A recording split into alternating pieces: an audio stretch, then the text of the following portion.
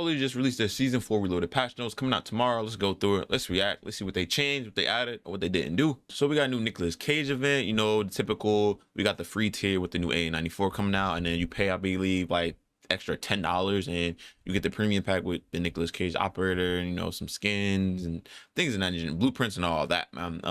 You know, these, like, the community's kind of split on these. They feel like they don't want to pay like extra for like getting skins. Some people like them because, you know, you have a choice. You can pay the extra $10 or just get the free skins.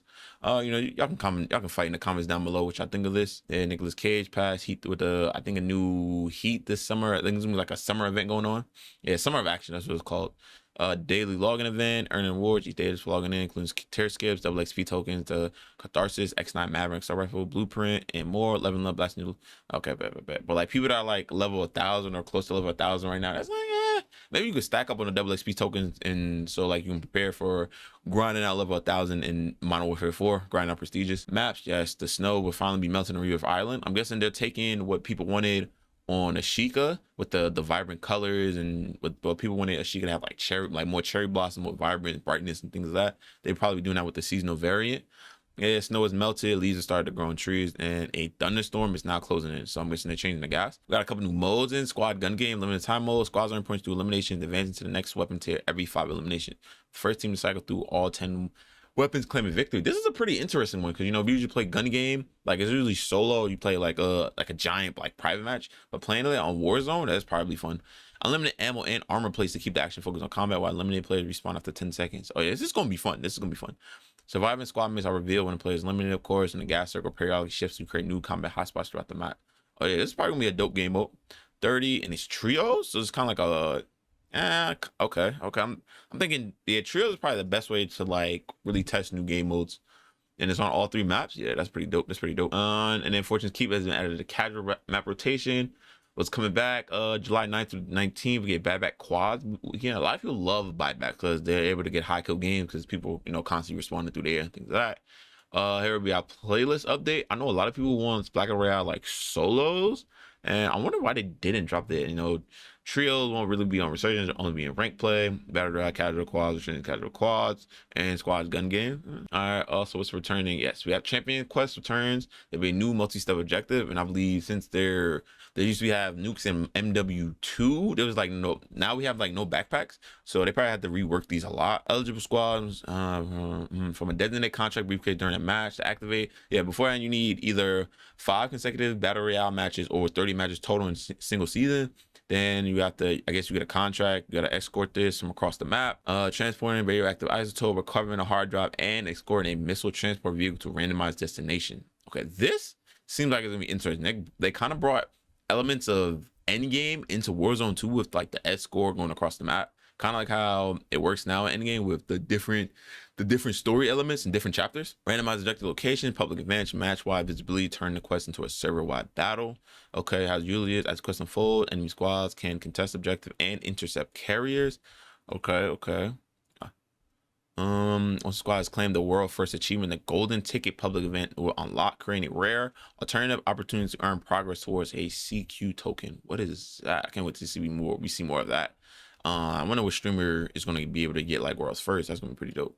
Successfully completing Champions Quest will remove eligibility from all squad members until a new contract is earned. Accumulating multiple Champion Quest victories will result in even more rewards. Ooh, okay. Let's read the Champion Quest rewards.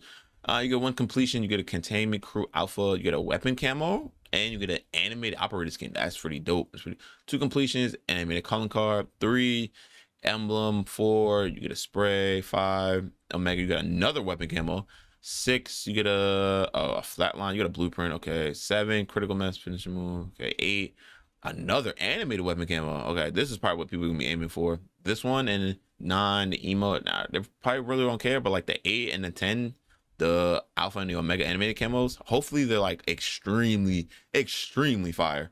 And then saying like stuff about the team being excited to like release it. This is a little teaser. Of the skin. I'm guessing this is like the first one skin, the animated one. Okay, we get a new rank play up there or no?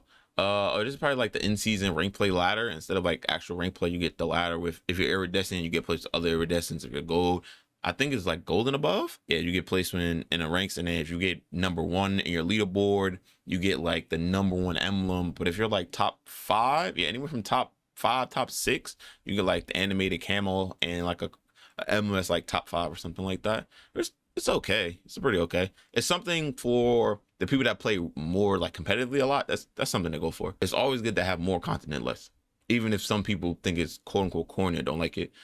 Adjusted restrictions. Okay. Extra 3 had a Vulcan minigun. Okay. Dual fire kit on them. Enters competitive balance. We are taking additional time to evaluate the impact of these new attachments. Standard players before it comes in.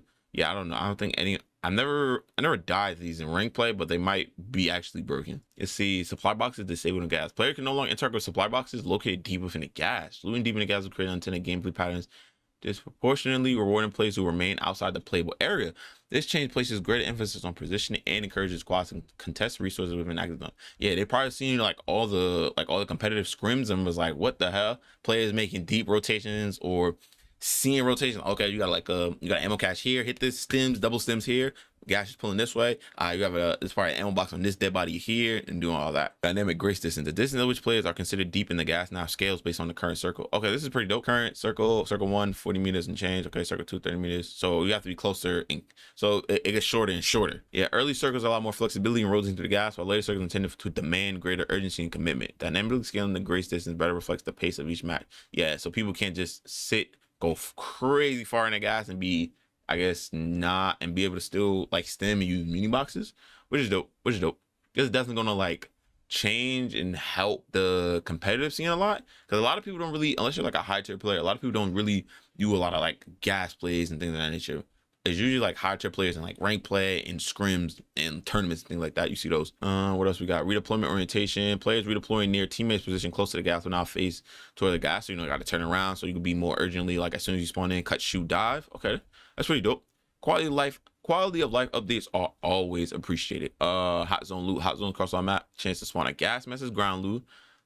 Map excluding Rebirth Island now have an increased chance to contain legendary supply crates. Haven's Hollow has an additional increased chance for legendary supply crates to appear. To offset these improvements, the overall number of legendary supply crates outside of hot zones has been slightly reduced. This is probably to make hot zones actually like valuable location to drop at, instead of like, I don't really need to drop in the hot zone because I can just drop over here and have the similar, if not that much, decreased chances of getting the same loot in the hot zone. Battle Royale, dynamic gulag wait time, another quality of life update, which is always a W. Players waiting in the gulag without finding an opponent will now receive a free redeploy faster as the match progresses. So 95 seconds unchanged circle 1, 65 seconds, and circle 3 and later 45 seconds. Okay. So this, you get back to the action, because later on in the game there won't be that many people in the gulag and you're waiting. Yeah, as it used to be 95 seconds in circle 3 and later, and there's no one there. Then like by the time that your team may need help in a fight, they may try to rotate, they may be sitting on like your guns and things like that before the circle closes and all that. Quality of life updates said always a W. We got buy stations. R6D replaces smoke screen. R6D and buy station is 4K. You only have one. Yeah, I don't really see too many people use smoke screen unless they pick it up thinking it's a mortar strike. I don't really see like the point of this. Maybe they can buff it in a sense. Maybe. Field upgrade munition box, improve interaction prompt position for better accessibility. Items from deployed munition box is now spawned 12% farther away, so it's not all like bunched together on the ground to go greater distance. So when you pick up your extra stems or extra grapples, which is cool. Equipment adjusted point turret. Oh, this is a W. I think it's getting nerfed. Reduce target acquisition range from 25 meters to 18 meters. That is a W.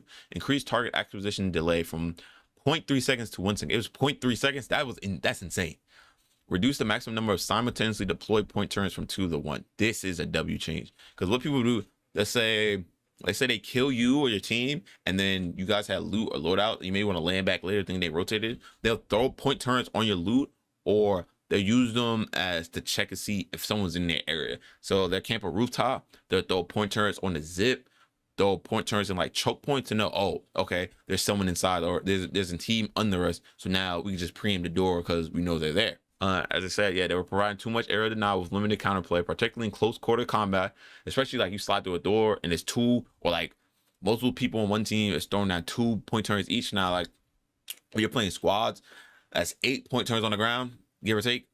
and then now you slide through a doorway and you're just getting tag, and you gotta get into a gunfight and you're just getting tag, left one shot or just losing gunfights because a point turns and like all the screen shake it does. Stims reduce health regeneration by 40% while inside the gas. Yeah, so a lot of time, especially this is like in rank play and the competitive scene with scrims and like tournaments, people will run into the gas, make gas plays, and if you're able to time your stim while your white health was hitting red, you're able to get back about I think 80 to like 90% of your health. It was kind of insane. Sims are a lot of places.